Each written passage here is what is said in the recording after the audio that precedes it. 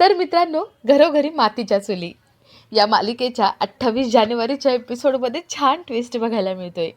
आणि ट्विस्ट असा असणार आहे की जानकी मायाचा पाठलाग करते, पण माया हुशार असते.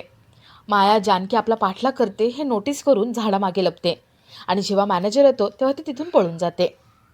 जानकी घरी येते. ऋषिकेश, सौमित्र, अवंतिका यांच्याशी ती बोलत असते. जानकी म्हणते, ऋषिकेश, ती माया भयंकर हुशार निघाली. ऋषिकेश विचारतो, काय झाले जानकी? जानकी मायाचा पाठलाग करत होती, माया पळून गेली हे सगळं ऋषिकेशला सांगते. आणि ती ऋषिकेशला विचारते, ऋषिकेश, मी तुम्हाला मुंबईचा पत्ता दिला होता, त्याची तुम्ही चौकशी केली का? ऋषिकेश म्हणतो, जानकी, मी आता निघणार आहे, मी बघणार आहे तिथे जाऊन. सौमित्र म्हणतो, दादा, मी पण येतो, आता बघायचंच आहे मला, ही माया नेमकी कोण आहे, तिचं सत्य शोधून काढायचंच आहे. अवंतिका म्हणते, वहिनी, मी तुम्हाला आधीपासून सांगत होते, ती माया बरोबर नाही आहे. जानकी म्हणते, हो ग अवंतिका, मी तेव्हा विश्वास ठेवला नाही, पण आता माझी खात्री पटते की ती बरोबर नाही आहे. बघू, आपण शोधून काढू. तर थोड्या वेळाने जानकी खाली येते आणि तेवढ्यात माया आतमध्ये येते. जानकी विचारते, माया, कुठे गेली होतीस सकाळपासून? माया म्हणते, आई बाबांना पैसे हवे होते ना, ते कुरिअर करायला गेले होते. जानकी म्हणते, अगं मग मला सांगायचं ना. ऋषिकेश आणि सौमित्र भाऊजी अगं मुंबईलाच गेले तुझ्या आईवडिलांना भेटायला, ते पैसे घेऊन गेले असतील. माया हादरते. मायाला भीती वाटते. तिला वाटते की नाही, ऋषिकेश, सौमित्र तिथे गेले तर त्यांना सगळं सत्य कळेल. ती घाबरलेली असते. आता मायाचं सत्य जानकी कसं शोधून काढते हे बघण्यासारखं असेल. तर या सगळ्याची सुरुवात कशी झाली आहे ते थोडक्यात पाहू. तर मालिकेत आपल्याला असं बघायला मिळतंय की माया घराबाहेर असते. मॅनेजरचा फोन येतो. मॅनेजर म्हणतो, ओ मॅडम, पैसे पाठवणार होतात तुम्ही, पैसे पाठवा, नाहीतर बघा मी काय करेन. मॅनेजर मायाला ब्लॅकमेल करत असतो. माया म्हणते, माझ्याकडे आत्ता तेवढे पैसे नाही आहेत, मी तुला थोड्या दिवसांनी देते, मला वेळ दे जरा. मॅनेजर म्हणतो, नाही हां, वेळ वगैरे अजिबात मिळणार नाही आहे. माया म्हणते, विसरलास का, तू आमच्या कंपनीत काम करत होतास आणि दादाने वेळोवेळी तुझी मदत केली आहे, विसरलास सगळं? मॅनेजर म्हणतो, अहो नाही ना, मी विसरलो नाही, पण ती मदत केली होती ना, ती तुमच्या दादाने केली होती, तुम्ही केली नव्हती. आणि हो, अजून एक गोष्ट, मी खूप नीच माणूस आहे, नालायक माणूस आहे आणि माझं प्रेम फक्त पैसा आहे. त्यामुळे माझं प्रेम मला परत देऊन टाका, मला फक्त पैसा हवा आहे, बाकी काही नको आहे.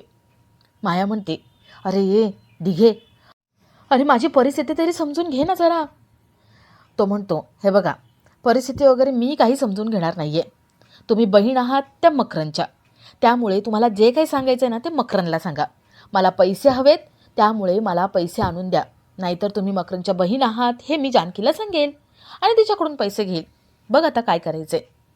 माया म्हणते, नको नको, मी तुला पैसे आणून देते, पण असे किती पैसे हवेत तुला? दिघे म्हणतो, मला 2 लाख रुपये हवेत. माया म्हणते, एवढे पैसे? नाही, एवढे जमणारच नाही, तू कमी कर जरा. दिघे म्हणतो, ठीक आहे, मला 1 लाख रुपये आणून द्या, पण यापेक्षा कमी होणार नाही. माया कुणाशी बोलते याचा अंदाज जानकी घेत असते. जानकी मायाचं सगळं बोलणं ऐकत असते. माया म्हणते, देईन, मी तुला लवकर पैसे आणून देईन. आणि हो, आता जोवर मी फोन करत नाही ना, तोवर तू मला फोन करू नको. माया फोन कट करते. जानकी तिथून निघून जाते. मायाला कळलेलं असतं की जानकी आपल्यावरती वॉच ठेवून आहे. माया मनात म्हणते, आता जानकीच्या मनात जो संशय आला ना, तो आधी खोडून काढायला हवा. आणि दुसरी गोष्ट म्हणजे दिघेचा बंदोबस्त करायला हवा. माया घरात जाते. तर येथे जानकी लताकडे येते.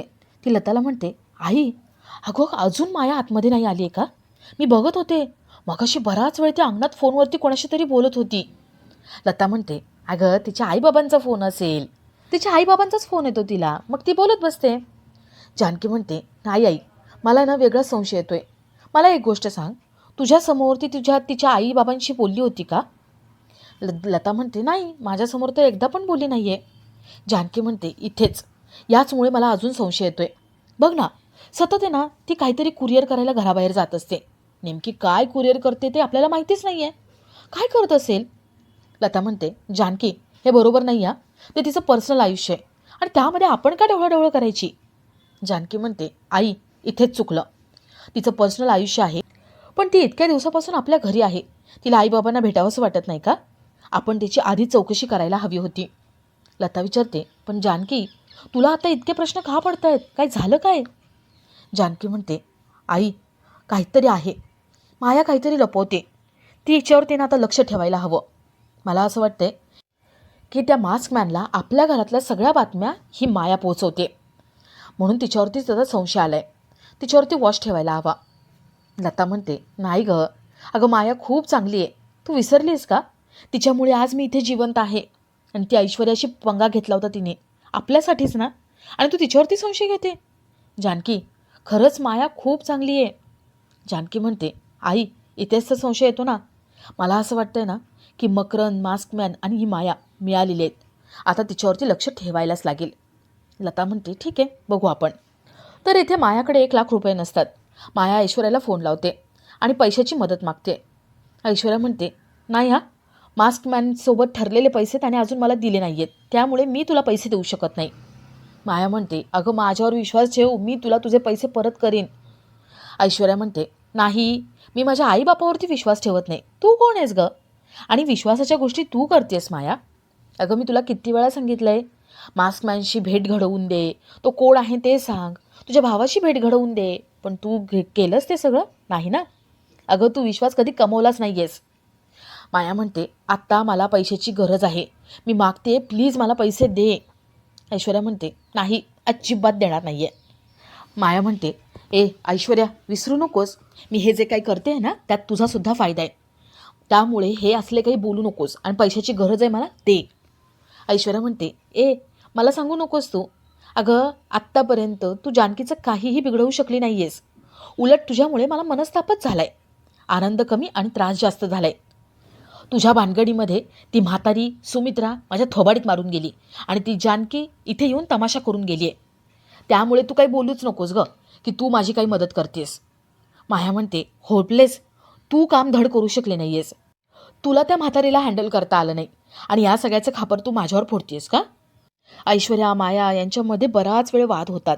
ऐश्वर्या म्हणते, एक काम कर, मास्कमॅन कोण आहे हे मला सांग आणि मकरंदशी माझी भेट घडवून दे, त्यानंतर विचार करेन. ऐश्वर्या फोन कट करते.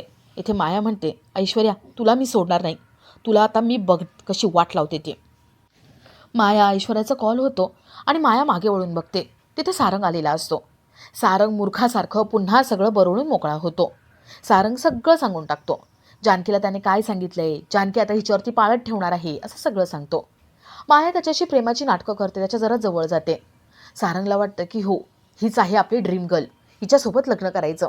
तो खूप खुश होतो आणि मायाला प्रोटेक्ट करतो. तर दुसऱ्या दिवशी मायाकडे जेवढे आहे नाही तेवढे सगळे पैसे ती मोजते. तिच्याकडे 20,000च असतात.